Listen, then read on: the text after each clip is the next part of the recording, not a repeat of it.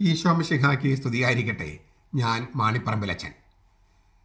16 നവവൈദികരെ ഡീക്കന്മാരായി തരം താഴ്ത്തി. 16 കൊച്ചച്ചന്മാർ നാശത്തിലേക്ക്.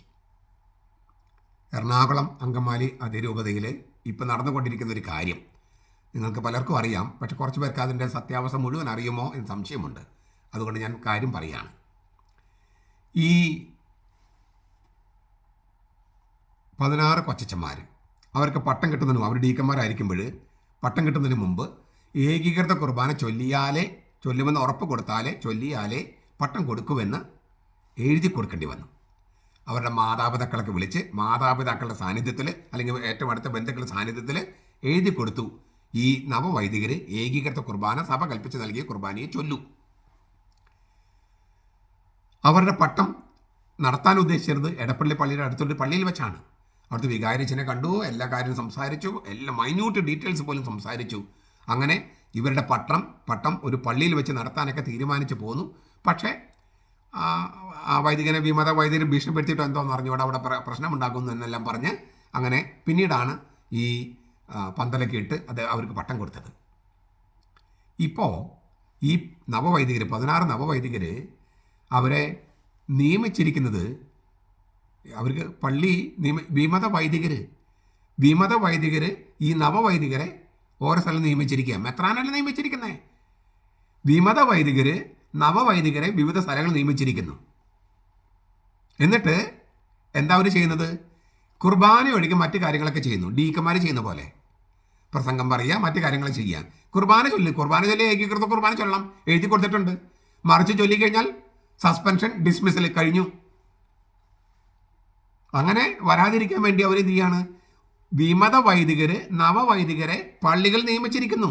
നിങ്ങളുടെ പള്ളിയിലെ വികാരിയെ സ്വയം നിയമിക്കുക, അതോ മെത്രാൻ നിയമിക്കുകയോ? എറണാകുളം അങ്കമാലിയിൽ ഞാൻ അത് ആവർത്തിക്കുന്നതിന് കാരണം ആൾക്കാർക്ക് മനസ്സിലാകുന്നില്ലേ പലപ്പോഴും. ഞാൻ ആവർത്തനമുണ്ടെന്ന് പലരും പറയുന്നുണ്ട്, ആവർത്തിച്ചിട്ട് പോലും മനസ്സിലാകുന്നില്ല. ചില വിമത വൈദിക നേതാക്കന്മാർ നവവൈദികരെ പല പള്ളികൾ നിയമിച്ചിരിക്കുന്നു. എന്നിട്ട് നവവൈദികർ അവിടെ ചെന്നിരിക്കുന്നത് ഏതാണ്ട് മെത്രാന്മാർ നിയമിച്ച പോലെ, ചാർജ് എടുത്തിരിക്കുന്നത് സഭാധികാരികൾ നിയമിച്ചെന്ന മട്ടിൽ. എന്നിട്ട് ഡീക്കന്മാർ ചെയ്യുന്ന കാര്യങ്ങളൊക്കെ ചെയ്തുകൊണ്ടിരിക്കുകയാണ്. എന്തൊരു കള്ളത്തരമാണിത്! എന്തൊരു കള്ളത്തരം! വിമത വൈദികർ നവവൈദികർ നിയമിക്കുക, മെത്രാന്മാർ വേണ്ട, കാനഡല വേണ്ട, കർത്താവ് വേണ്ട, കുർബാന വേണ്ട. നോക്കൂ, കർത്താവ് വേണ്ട, കുർബാന വേണ്ട, മെത്രാന്മാർ വേണ്ട, കാനൻ നിയമം വേണ്ട. ഈ കാനൻ നിയമം അനുസരിച്ചിട്ടല്ലേ പള്ളി ഇറക്ട് ചെയ്തിരിക്കുന്നത്. കാനൻ നിയമം അനുസരിച്ചിട്ടല്ലേ മെത്രാനായിരിക്കുന്നതും വൈദികനായിരിക്കുന്നതും.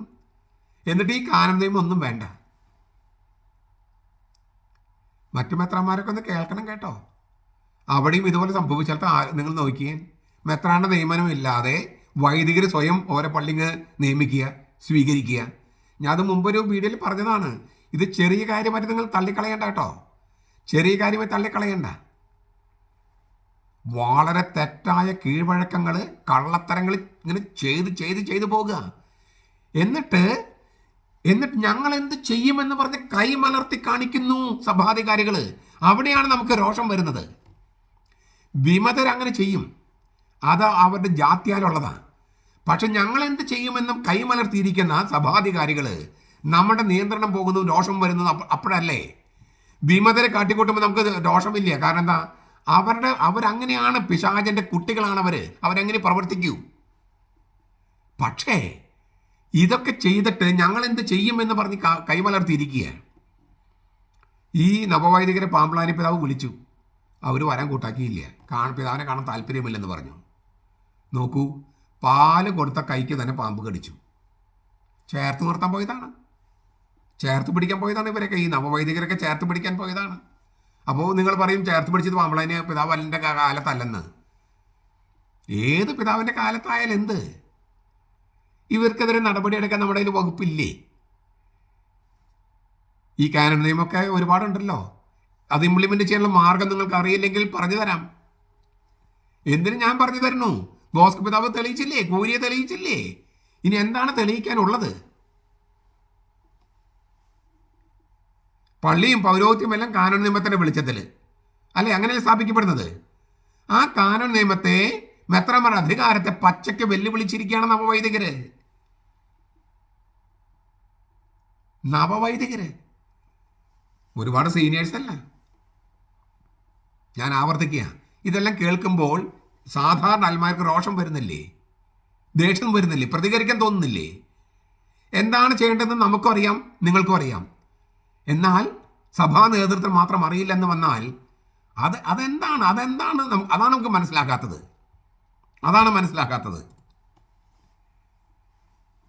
അപ്പോൾ ഈ നവവൈദികര് നശിക്കാൻ കോപ്പുകുട്ടി നടക്കുകയാണ്. കർത്താവിനോടാണ് അവർ എതിരിടുന്നത് എന്ന കാര്യം അവർക്ക് മനസ്സിലാക്കുന്നില്ല എന്ന് തോന്നുന്നു. പക്ഷെ ഇപ്പോൾ അവരുടെ മനസ്സിൽ കിടക്കുന്നത്, ഒരു സ്ഥലത്ത് മെത്രാപ്പോലിത്ത ആയിരിക്കുന്ന ആള് മറു സ്ഥലത്ത് സഹായമെത്രാനായിരിക്കുന്നത് പോലെ ഒരു വൈരുദ്ധ്യാത്മക രീതി ഉണ്ടല്ലോ. അതുപോലെ വൈദികരായവർ ഡീക്കനായിട്ട് സേവനം ചെയ്യുന്നു. എങ്ങനെയുണ്ട്? മെത്രാപ്പോലിത്ത ആയിരിക്കുന്ന ആൾ സഹായമെത്രാനായി ജോലി ചെയ്യുന്നെങ്കിൽ വൈദികനായിരിക്കുന്ന ആൾക്ക് ഡീക്കനായി ജോലി ചെയ്യാമെന്നുള്ള ഒരു പുതിയ സിദ്ധാന്തം, വൈരുദ്ധ്യാത്മക ഭൗതികവാദം, അത് അവതരിപ്പിച്ചിരിക്കുകയാണ്. രാഷ്ട്രീയമായിട്ട് തോന്നിക്കുന്ന ഒരു അവതരിപ്പിച്ചിരിക്കുകയാണ് ഈ നവവൈദികരും അവർക്ക് പിന്തുണ കൊടുക്കുന്ന സഭാ നേതൃത്വം. വളരെ ഗൗരവത്തോടെ നിങ്ങൾ പഠിക്കണം കേട്ടോ. ഈ എൻ്റെ വീഡിയോസ് മാത്രമല്ല, നിങ്ങൾ കണ്ടത് കാണും കേൾക്കുകയൊക്കെ നിങ്ങൾ എഴുതി വെക്കണം. സഭാ ചരിത്രത്തിൽ ഇത് വലിയ പാഠമായിരിക്കും. പിൽക്കാല ചരിത്രത്തിൽ ഈ സീറോ മലബാർ സഭ അതിൻ്റെ നേതൃത്വം കാട്ടിക്കൂട്ടിയ ഇതുണ്ടല്ലോ, തുക്കളക്ക് പരിഷ്കാരങ്ങളൊക്കെ പണ്ടുമ്പോൾ ചരിത്രത്തിൽ പഠിക്കുമായിരുന്നല്ലോ. അതുപോലെ സുറിയാനി സഭയുടെ പരിഷ്കാരങ്ങൾ എന്ന് പറഞ്ഞിട്ട് സഭാ ചരിത്രത്തിൽ പഠിക്കാൻ സാധ്യതയുള്ള സംഗതികളാണ്. പുറത്തിറങ്ങി നടക്കാൻ വയ്യ. ഒരു സ്ഥലത്തും പുറത്തിറങ്ങി നടക്കാൻ വയ്യ. നിങ്ങൾ ജർമ്മനിയിലോ UAE-യിലോ UK-യിലോ US-യിലോ എവിടെ പോയി നോക്കിക്കോളൂ. മലയാളികൾ മാത്രമല്ല, ഈ യൂറോപ്പിലൊക്കെ മാർപ്പാപ്പ എന്ന് പറഞ്ഞാൽ നമ്മുടെ വികാരിയച്ഛനെ പോലെയാണ്. അവരുടെ സ്വന്തം ആളാണ്. ലോസർവത്താറോ റൊമാനോയിലൊക്കെ വന്നിരിക്കുന്ന ലേഖനങ്ങൾ വന്നു കഴിഞ്ഞാൽ, അപ്പം ഞാൻ കേരളത്തിൽ നിന്നാന്ന് പറയുമ്പോൾ അവർ ഉടനെ ചോദിക്കുന്ന ചോദ്യം എന്താണ് നിങ്ങൾ സഭയിൽ നടക്കുന്നത് എന്നാണ്. നിങ്ങൾ വിദേശത്ത് ജോലി ചെയ്യുന്ന വൈദികരോട് ചോദിച്ചു നോക്കൂ. തല ഉയർത്തി നടക്കാൻ വയ്യ. ആര് മൂലം? വിമതർ മൂലമല്ല, വിമതർക്കെതിരെ നടപടിയെടുക്കാത്ത സഭാധികാരികൾ മൂലം. അവരാണ് നമ്മൾ നാണം കെടുത്തുന്നത്. അതുകൊണ്ട് ഞാൻ ആവർത്തിക്കുകയാണ്, ഞാൻ ഒരു മെത്രാനെതിരല്ല, മെത്രാന്മാർക്കെതിരല്ല, സഭാധികാരികൾക്കെതിരല്ല. പക്ഷേ ഈ സഭയെ നശിക്കാൻ വിട്ടുകൊടുത്താൽ അത് ഞങ്ങൾ സമ്മതിക്കില്ല. ചോരയും നീരും കൊടുത്ത് നമ്മൾ കർത്താവ് ചോരയും നീരും കൊടുത്ത് നേടിയ സഭയാണ്. അത് നിങ്ങളുടെ ഈഗോ കാരണം, നിങ്ങളുടെ ഈഗോ അല്ലെങ്കിൽ സ്ഥാനമോഹം കാരണം നശിപ്പിക്കാൻ ഞങ്ങൾ തയ്യാറല്ല. നമ്മുടെ കർത്താവ് ഈശോ മിശിഹായുടെ കൃപയും പിതാവായ ദൈവത്തിൻ്റെ സ്നേഹവും പരിശുദ്ധാത്മാവിൻ്റെ സഹവാസവും നാം എല്ലാവരോടും കൂടി ഉണ്ടായിരിക്കട്ടെ, ഇപ്പോഴും എപ്പോഴും എന്നേക്കും. ആമേൻ.